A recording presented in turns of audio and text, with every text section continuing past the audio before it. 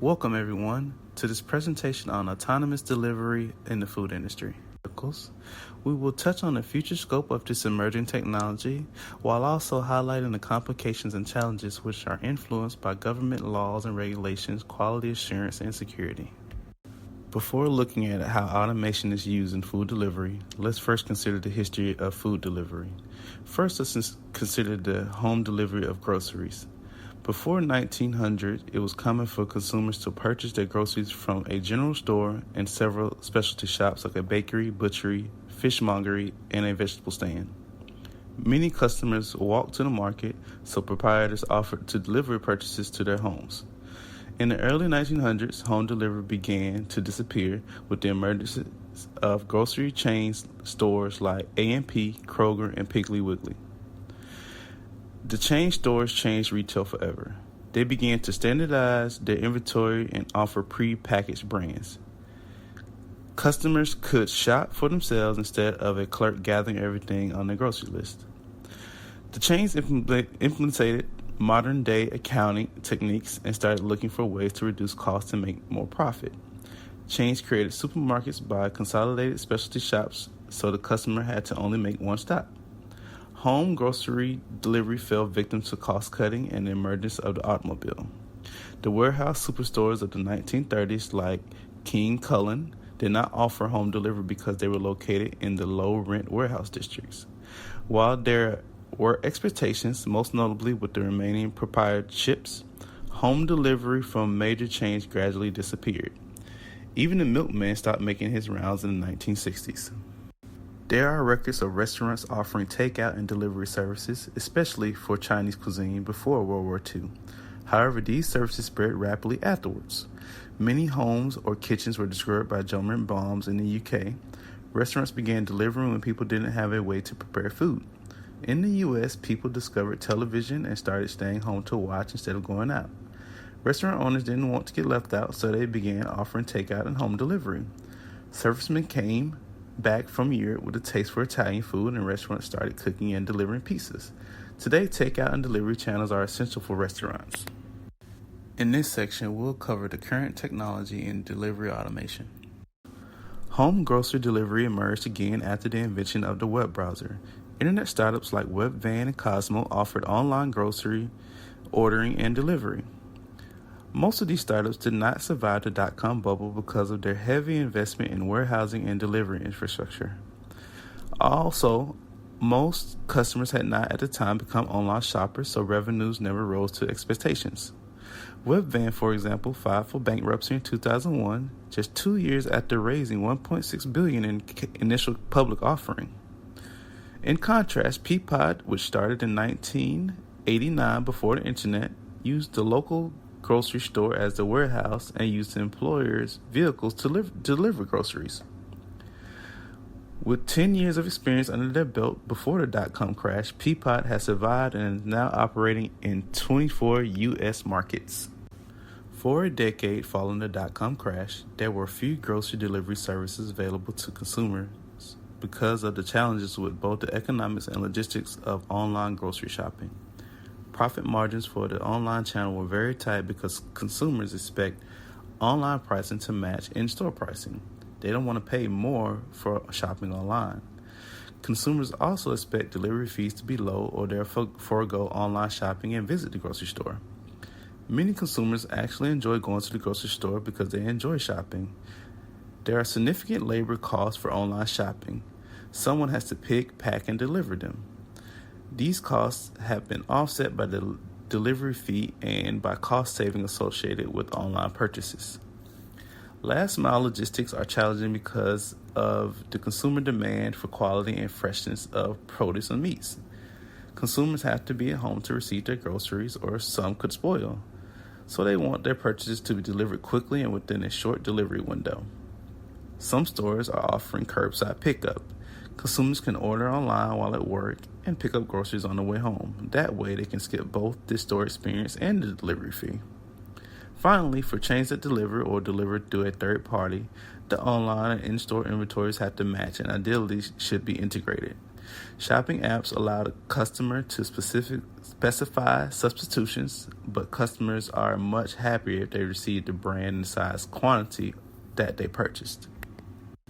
Since 2010, there has been a resurgence in online grocery shopping options for the consumer. The reason? Market projections indicate that the consumers are ready and there is potential for market growth. Today, 49% of U.S. customers are already shopping online with no significant barriers due to age or economic status. The online channel for food and beverage is projected to grow from 4.9% to 20% by 2025, and online sales are projected to be $100 billion by 2024. Today's 4G mobile broadband and sophisticated shopping apps give users a convenient and satisfying experience. The current options in today's world are drivers are still delivering groceries, meal kits, and produce to online shoppers, whether they come by FedEx or third-party shopper or chain employees. Chains like Walmart, Costco, Target, and Kroger are offering online grocery ordering and delivery using Uber and similar service for delivery. New third-party services such as Instacart are replacing Peapod's model, while Blue Apron is delivering ready-to-cook meals. Fueled with its 2006 purchase of Whole Foods, Amazon is delivering groceries, prepared meals, meal kits, and local market foods in several U.S. markets. Amazon Go stores are also offering online ordering and curbside pickup so consumers can skip the store experience and forgo the delivery cost. eBay is selling food online as well. There's now stiff competition with so many companies vying for a share of the online grocery shopping market. Traditional technologies can help companies be more competitive in the online grocery channel. Broadband mobile apps can provide a convenient and satisfying user experience by automating dispatching and order fulfillment, and assist pickers with selection of quality produce. Integration of big data analytical forecasting and omni-channel inventory management can ensure online product availability and reduce operating costs. Internet technologies can ensure that product information is both accurate and consistent between in-store, online, and collaborating third-party channels like Instacart.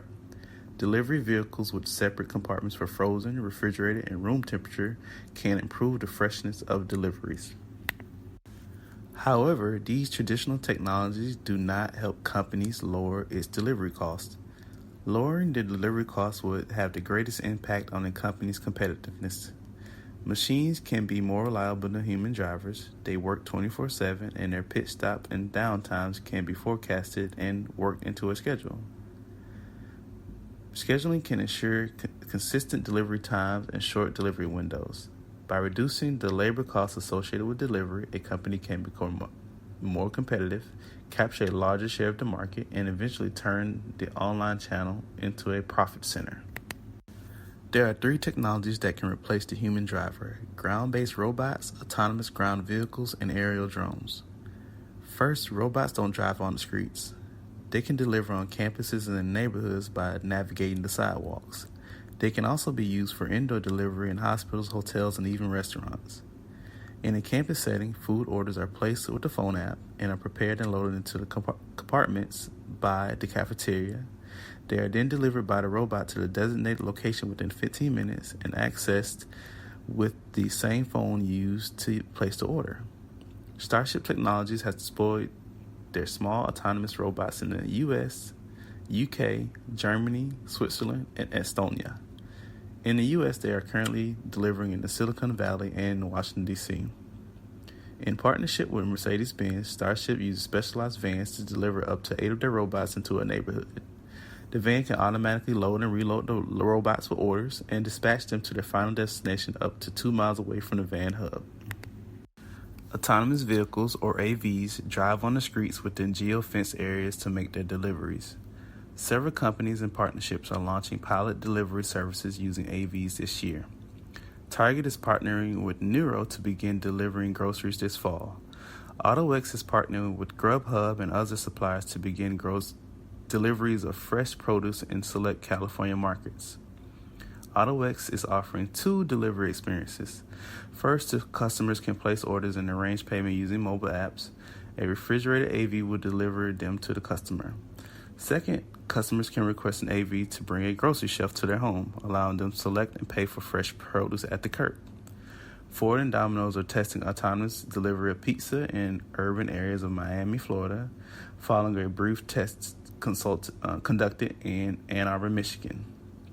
While AV food delivery service is being piloted, the pilot programs are occurring in restricted environments, geofenced urban and suburban areas. These areas have accurate high-definition maps for the AV to navigate. They can also be closely watched to ensure AVs avoid road construction and accidents. These areas offer only a small subset of possible environments and conditions. As MIT researchers noted, there are still many unsolved challenges with full autonomous operation of ground vehicles. The time when a majority of road vehicles are fully autonomous may be decades away. Amazon is credited with the first aerial drone delivery of food in Cambridge, England, when Amazon's drone delivered popcorn and a Fire TV stick. But the first commercial AV delivery service was launched by Flytrex, an Israeli startup in Reykjavik, Iceland, in August 2017. Reykjavik surrounds an ocean inlet which causes traffic to take a circuitous route and results in traffic jams. By flying over the inlet, deliveries that took 25 minutes by car take less than 10 minutes. There are 23 drone hubs in the city.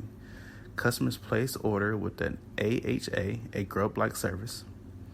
Restaurants take their food to the nearest hub, a drone delivers to another hub, and a person walks or bikes to delivery to the residence. Delivery directly to the residence is planned to start this year.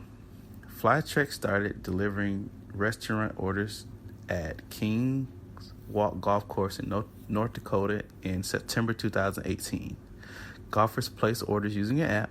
The golf course's restaurants fills the orders and drones deliver them to the golf courses out on the golf course. Flytrex will also start delivering restaurant orders in Holly Springs, North Carolina this year. Commercial deliveries in the U.S. are being tested as a part of the FAA's Unmanned Aerial System Integration Pilot Program. The FAA announced in May 2018 that testing is approved in 10 locations around the country, states such as California, Florida, and North Dakota. Organizations, state agencies, and companies have to comply with the FAA's restrictions that include line-of-sight operation, daytime operation, and no operation over people until safety has been demonstrated. Restrictions can then be lifted for beyond visual line of sight, nighttime, and flyovers. In this section, we will be covering the future technology of autonomous vehicle in reference to food delivery. There is a want for goods to be delivered directly to the consumer. Worldwide, the market for food delivery stands at about $83 billion, or 1% of the total food market, and 4% of the food sold through restaurants and fast food chains. Delivery has already matured in most countries, with an overall annual growth rate estimated at about 3.5% for the next 5 years. The rise of digital technology is reshaping the market. Consumers accustomed to shopping online through various apps or websites with maximum convenience and transparency increasingly expect the same experience when it comes to ordering dinner. Companies like Uber, Publix, Walgreens, and other fast food chains are looking to the future to adjust their business models going forward to adjust to the consumer delivery needs. Uber Technologies plans to deliver food by drone in San Diego as part of a wide-reaching commercial test program approved by the federal government. The U.S. Transportation Department said it chose 10 states, local and tribal governments, and a handful of companies, including Alphabet Inc., FedEx Corporated, Intel Corporation, Qualcomm, and Uber, to work together on commercial drone testing. Starship Technologies delivery robots get smarter the more they drive, learning about sidewalk and traffic patterns with every trip they take. Current vehicles are already equipped with technology that will be used in the AV. The roles humans will play in the AV world will be one of creators and maintainers. Communication software will need to be developed so AVs can always speak to each other. There need to be partnerships developed with industry leaders to create supply chains, and policymakers are still the gatekeepers when it comes to future adoption. Not all are comfortable with AV technology as of yet. There might be job loss in the future, and there need to be those that answer for issues when they arise. And there's always the presence of safety being an issue. In this section, we'll be covering the challenges and complications of adopting autonomous vehicles for food delivery. Food delivery using autonomous vehicles has to pass through various laws and regulations. In 2011, Nevada became the first state to expressly permit automated driving.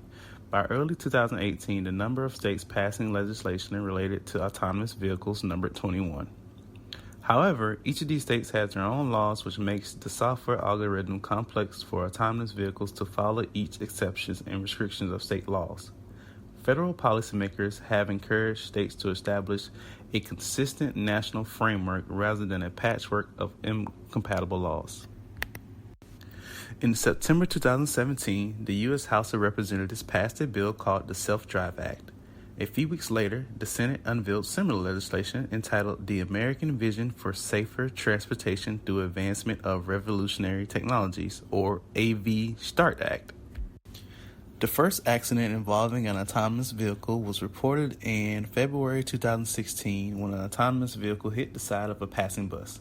Though a relatively small accident, it effectively highlighted that the safety of autonomous vehicles cannot be taken for granted. Heavy rain interferes with the roof-mounted laser sensors. Snow can interfere with its cameras. Also, it is really challenging for autonomous vehicles to read human road signs.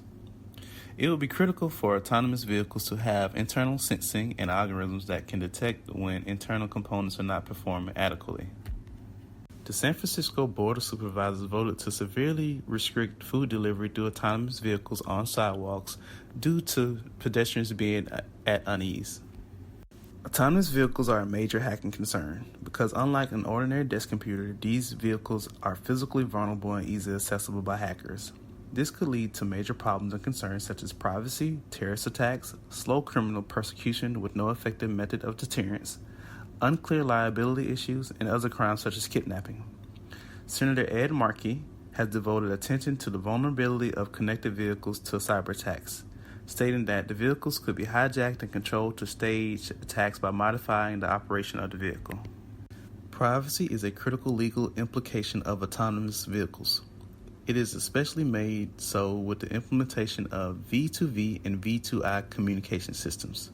The interconnected vehicle presents risks to personal information by engaging in a constant network communication at the user's real-time location. In addition, potential data breaches may cause this personal information to be extracted, hacked, or leaked. A vast amount of data will be collected and stored by these vehicles. This data is likely to be highly valuable to a number of interested parties and remains unclear who owns the generated data and what the restrictions concerning outward transmission or usage might be. The question marks over data ownership and dissemination mean that privacy fears are tangible.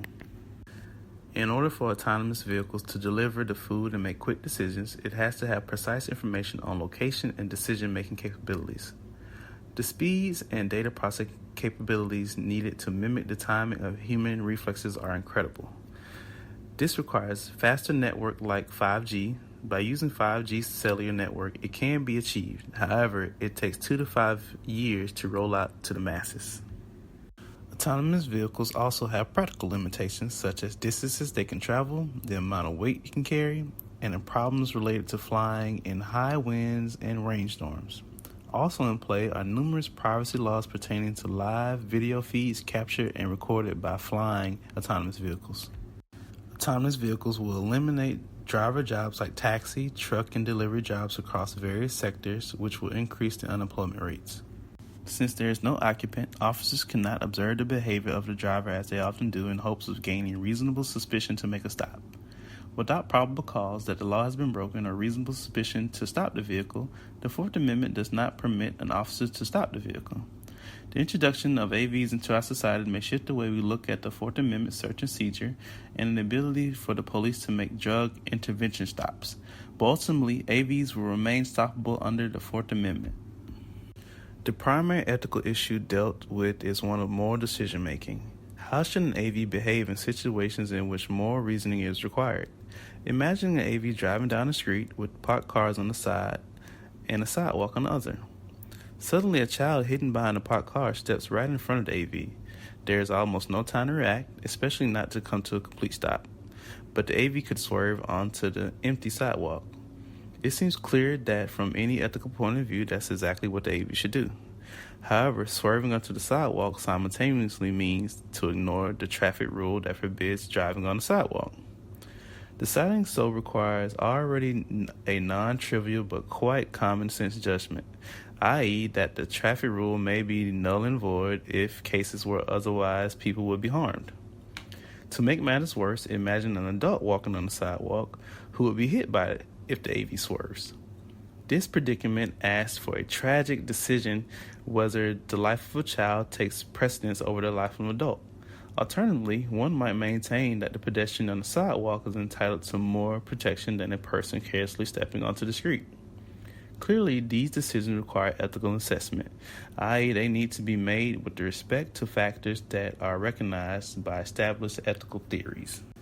In conclusion, the advancement of autonomous vehicles is going faster than the pace of the regulations are being made. A few companies have made achievements on the basic autonomous delivery platforms, though most of the technology is in a pilot stage. With new technology, there are new risks and trigger public fear and skepticism, and the same can be expected with autonomous vehicles usage in food delivery.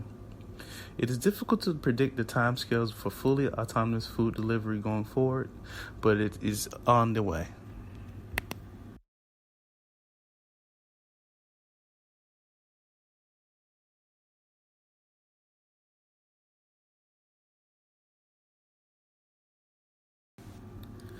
This presentation was brought to you by Wayne Williams, Chandre Valiere, J. Kamar Venagalmorte, and Brandon Smith. Thank you for your time.